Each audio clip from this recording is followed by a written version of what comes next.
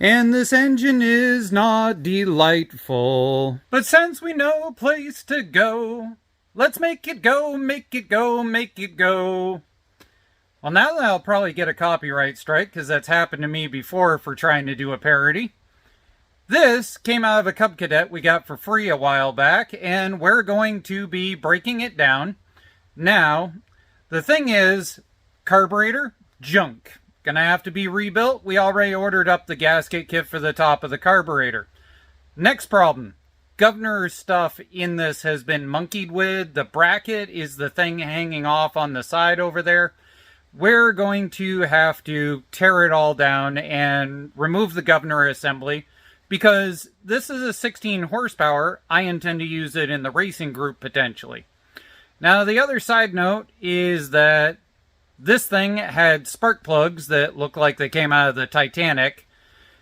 Yes, I know the Titanic didn't have spark plugs. It was steam. You get the parody idea. Here's the reason why we have two carbs right now. And I will post a link down below for the gasket for these carbs, along with a knockoff carb that I have had good luck with so far. Now, the reason why we have a gasket and we have a carb that looks pretty decent is because this carb here, the float, ended up breaking off the tab right there. So the needle came right out of there and jammed the thing, and obviously it wouldn't run after that. So I decided to pilfer the float out of this carburetor, which resulted in me discovering this bunch of lovely in here. Now we're going to see if we can take two and make one. Well, unfortunately I can smell the telltale smell of rodent, so let's see what's in here. Oh yeah, a little bit in there. Well, that wire is not touched. That wire is not touched. Might have lucked out on that one. This is my homemade crow's foot that I made in order to be able to get down in order to be able to get to the two bolts that come up from the bottom on these carburetors. And the last one that I did was a 12 millimeter. This one, on the other hand, for some reason is a 13 millimeter. Getting the intake manifold off ended up showing us a few different levels of ickies. There's some sort of like white something growing in there. That would be why we're ripping the head off, and we probably will be pulling the pistons and everything and honing it. Yep, some sort of white stuff growing inside of there too. And this is why I saved the flywheel off the other one that was exploded. Previously, we made a video on one of these that was making a really weird ticking noise every time bank 1's intake valve would go off. If you're interested in that, at the end of this video, I'll put a link for it in one of those little clicky boxes. How bad of a milkshake consistency do you think this is going to have? Oh yeah, that was outright water. Plop.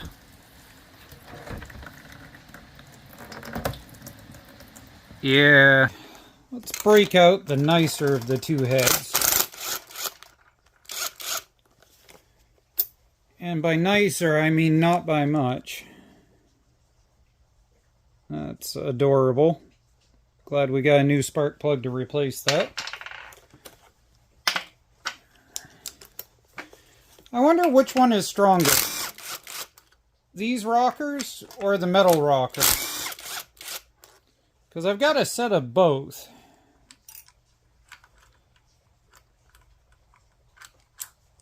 So I don't know which one is stronger, these or the metal ones. There's our push rods. That one's got plenty of rust all over it. The aluminum one, the ends are nice and shiny.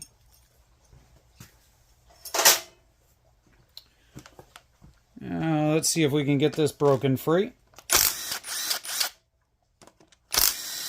Well, the two that are usually stuck came out. That one's good. That one's good. Cool. That head decided it wanted to play nicely. And actually, I think it already broke itself free. Yep, there it goes. There we are. So that head had the metal, really thin gasket in it. But oh my word, that's a lot in there. Oh, that one's loose too. Right there. That came right off. Yeah, the other side was worse.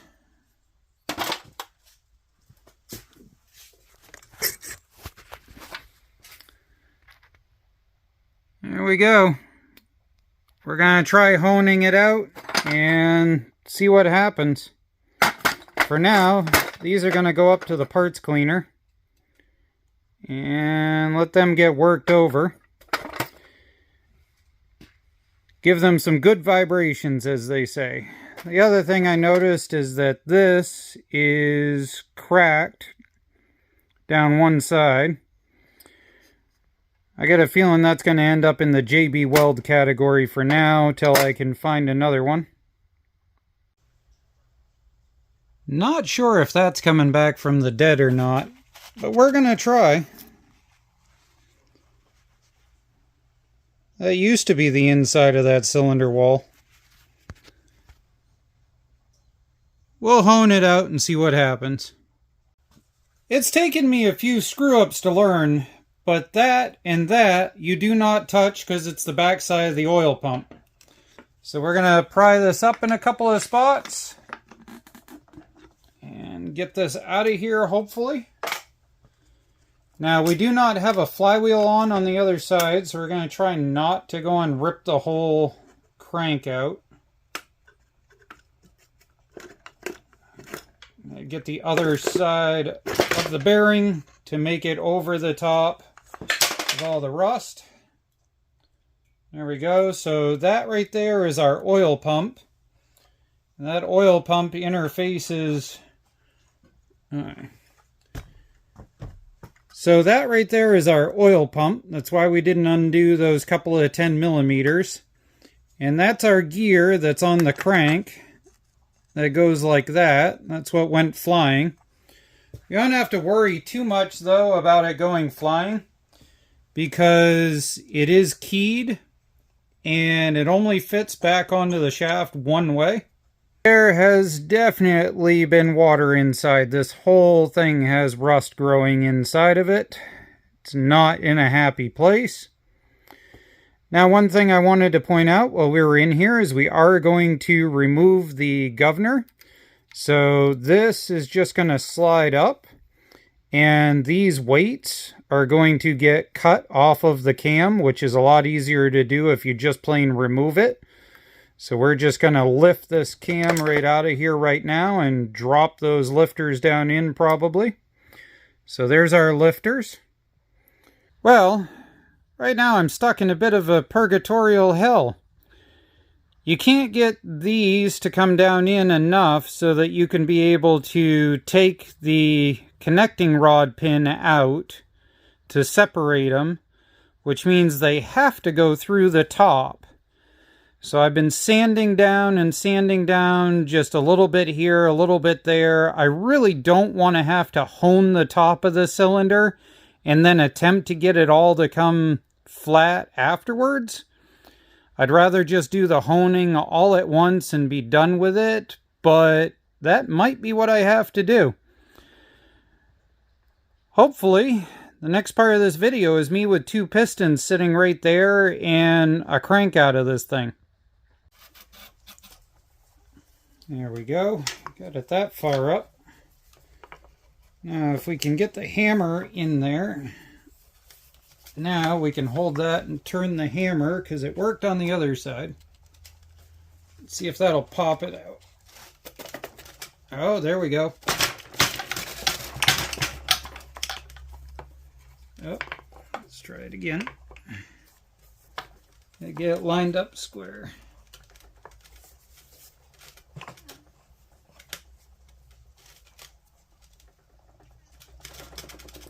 No, that's taking too much effort. Why is that not moving? Worked on the other side. Why is it not working here? Alright, let's pop it down in. Reset here. Oh, I'm sure there's an appropriate way to go and deal with this situation. I just don't happen to know what it is. There's a massive lip there that we've got to manage to get stuff over. And try this one more time. So we're going to rotate it as high as it goes. Listening to all the really, really nasty, not nice noises. Stick the hammer in there so that we can ride on something that the metal is going to squish. And rotate it a little.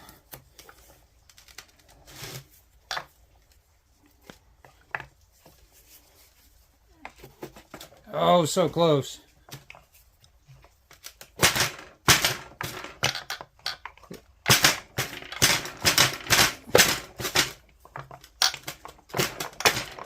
There we go. I think we got it. Don't think that's the way you're supposed to do it. But I'm going to call that a win. It's got a dimple, and that dimple goes towards the flywheel. And the longer of those always goes on top. So that's the way it goes in right there with the dimple on the side. If we look at the other one, which goes this way into cylinder 1, we're going to see it says a 1 there. It's going to have a dimple going towards the flywheel side. And the longer one is going to be on the up. There is really nothing performance about performance tools, but I figure it should work for what we're doing, and if they do work, I'll post links down in the description so you guys can grab a few. We're going to soak the snot out of this. And we're also going to soak the snot out of the honing tool where it's brand new. And see if we can make it look a little prettier.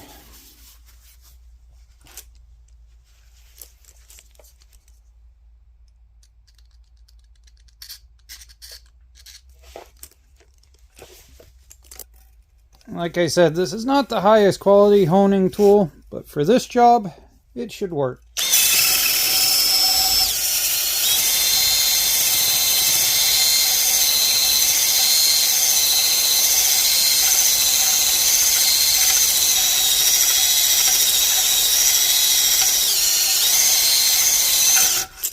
Whoops, not supposed to do that. I pulled out too far. I don't know how well it shows up on video, but you can see there's a massive low spot right there. So this is going to take a while. We'll bring you back. Let's see what under this horrible sludge looks like.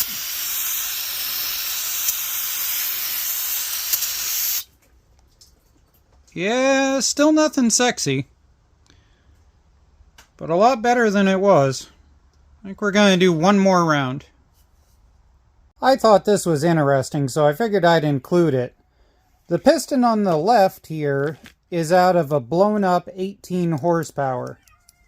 So if we put this on here, and my cat is yowling in the background, we've got about 71.4. And we've got a flat-ish top. And then we've got this one that just came out of that 16. And as you can see, it is definitely smaller.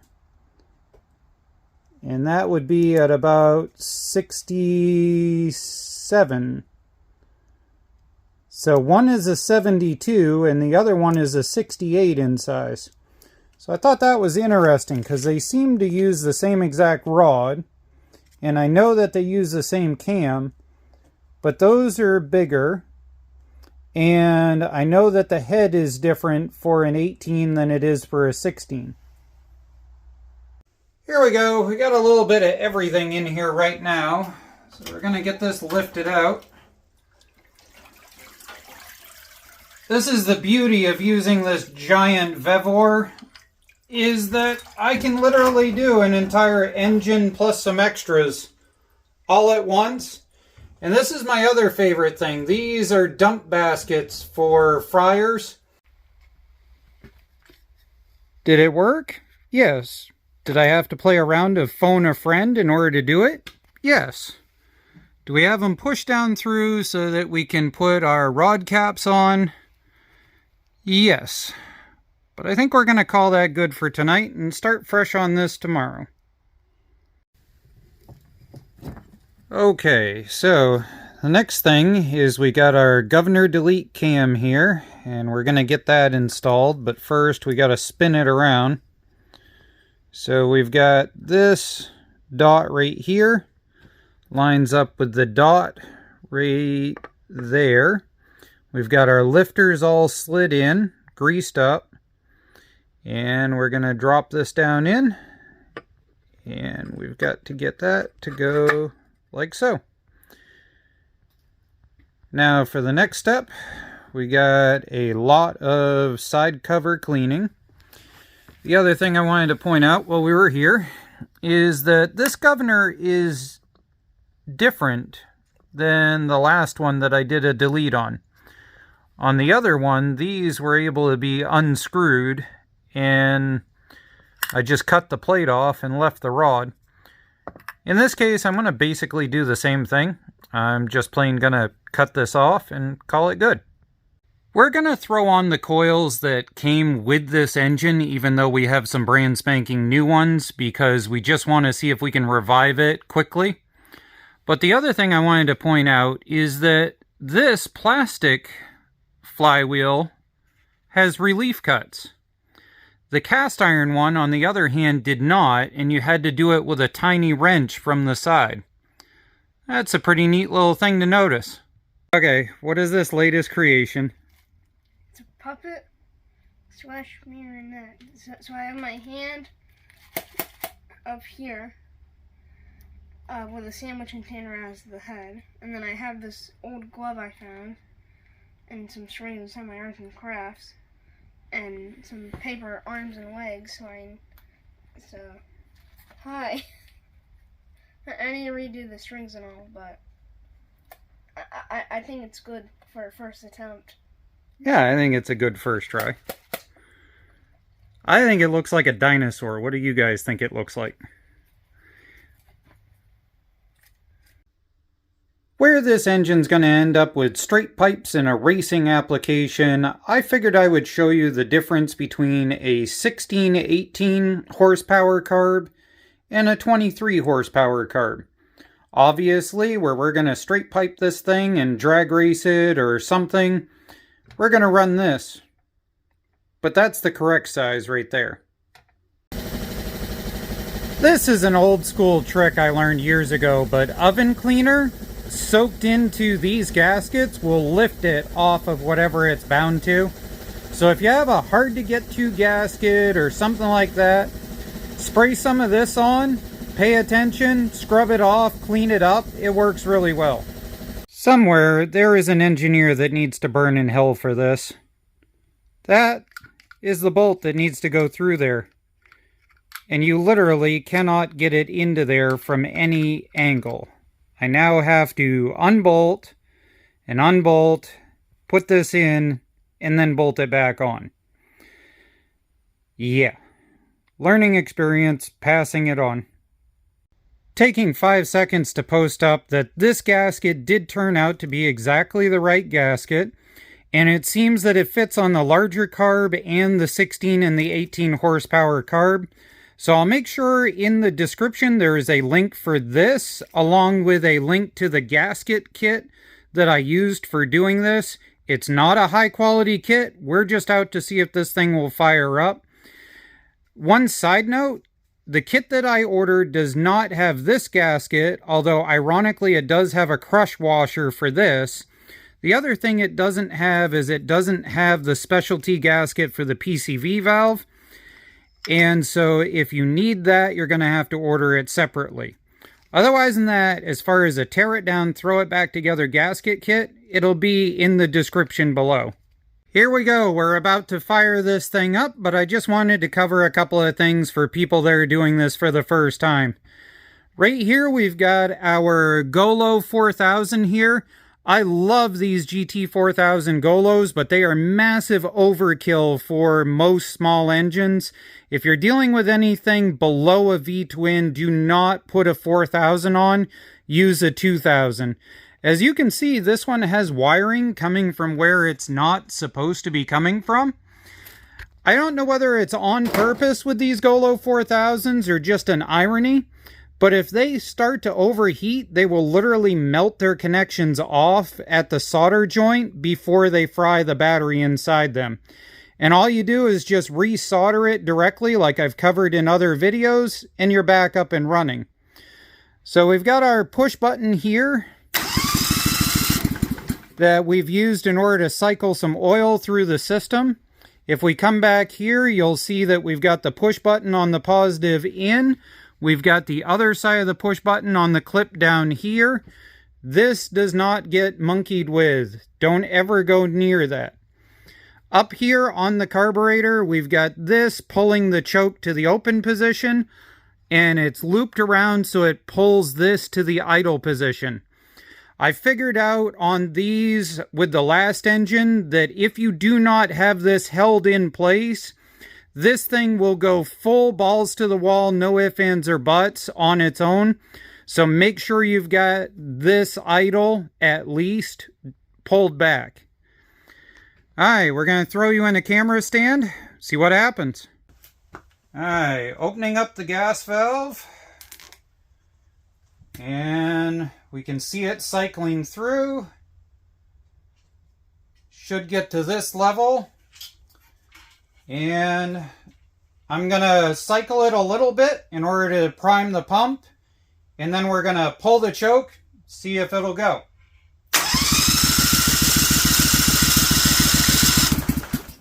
And pull the choke, see if it'll go.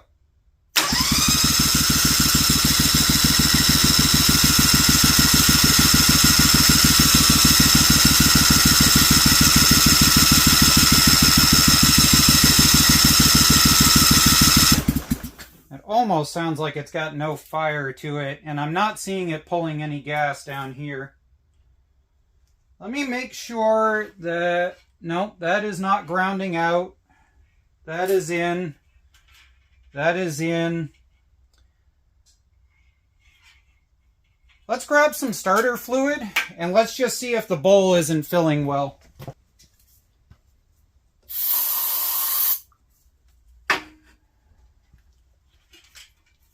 Okay, starter fluid, choke.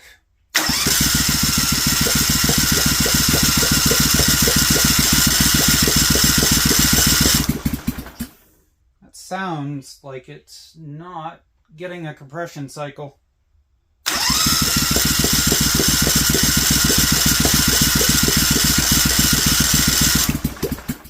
This side over here wants to fire. I think I might pull the spark plugs and fill the cylinders full of oil and see if we can get them to seal.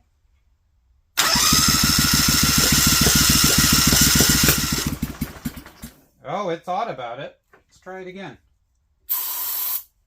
Maybe this pump is bad.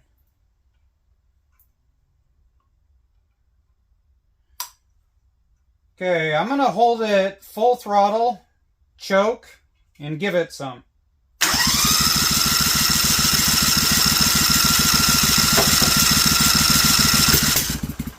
Almost. Full throttle.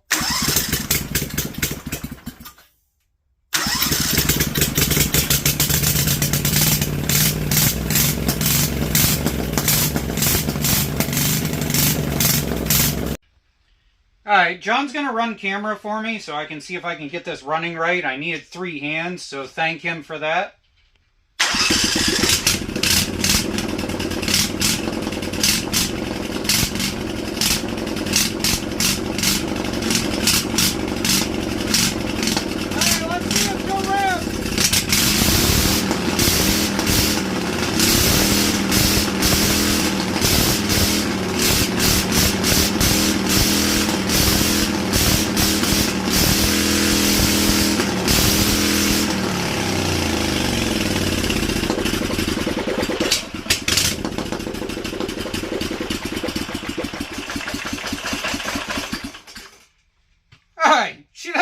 like to idle, but I don't need it to idle. I need it to rev to the moon.